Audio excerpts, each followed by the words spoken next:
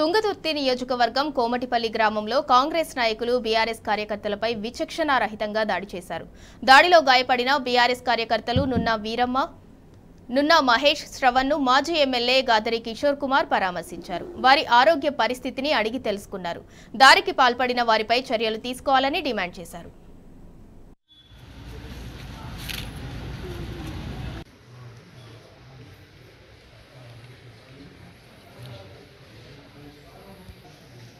Congress party అధికారంలోకి వచ్చినప్పటి నుంచి కవింపు చర్యలకు పాల్పడుతూ తుంగతుర్తి నియోజకవర్గం ఏదైతే రక్తతీర్ల నుంచి గోదావరి జిల్లాలను తీసుకొచ్చి అభివృద్ధి పదంలో ముందుకు తీసుకుపోతా ఉన్నామో, ఈ 10 సంవత్సరాల కాలంలో మేము అధికారంలో ఉన్నప్పుడు కేవలం అభివృద్ధి మీద మాత్రమే దృష్టి పెట్టి ముందుకు సాగుతూ ఉన్నాము.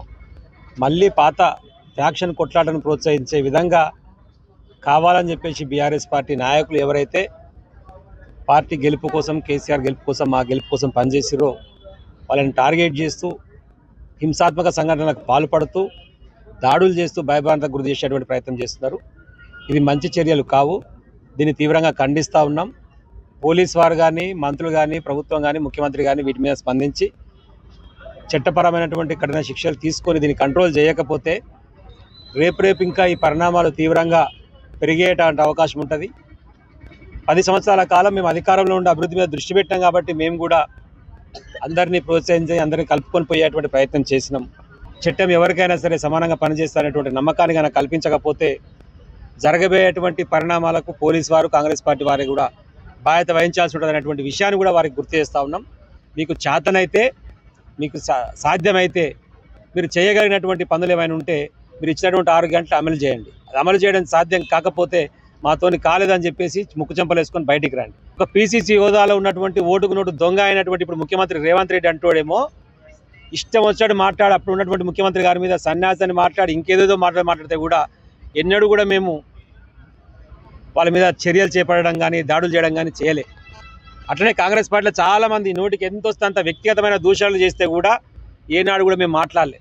ఎందుకంటే ఏదైనా సరే పనితోని సమాధానం చెప్పాలని చెప్పి. ఇప్పుడు మేము ప్రశ్నించేటువంటి విషయాల పట్ల మీకు అవగాహన ఉంటే, చిత్తశుద్ధి ఉంటే వాటి ఎట్లా పరిష్కరిస్తారో చెప్పండి. ఏదో ఎన్నికలల్లో ప్రజలను మభ్యపెట్టడం కోసం ఆ రోజు మనం ఇష్టం వచ్చినటువంటి వాగ్దానాలు ఇచ్చి అవి నెరవేర్చలేక ప్రశ్నించినటువంటి వ్యక్తుల మీద దాడులు చేస్తామంటే సహించబోము. ఇప్పటికైనా సరే వెంటనే చర్యలు తీసుకొని మొదట జరిగినటువంటి దాడి విషయంలో జరిగినటువంటి సురేష్ విషయంలో అయినా, ఇప్పుడు మహేష్ విషయంలో జరిగినటువంటి వాటి మీదనైనా పోలీసు వారు వెంటనే చర్యలు తీసుకోకపోతే దీనికి అనుగుణంగా కార్యక్రమాలు కూడా చేపడుతూ ముందుకు సాగుతామని చెప్పి తెలియజేస్తూ ఉన్నాం. కాన్స్టిట్యున్సీలో ఉంటాం, అందుబాటులో ఉంటాం, ప్రజా సమస్యల మీద నిత్యం పోరాడుతూనే ఉంటాం. ప్రజలకు రావాల్సినటువంటి అన్ని లబ్ధి కార్యక్రమాలు చేరేంత వరకు వాళ్ళ పక్షాన్ని నిలబడతామని చెప్పి తెలియజేస్తాను. జై తెలంగాణ, జై కేసీఆర్.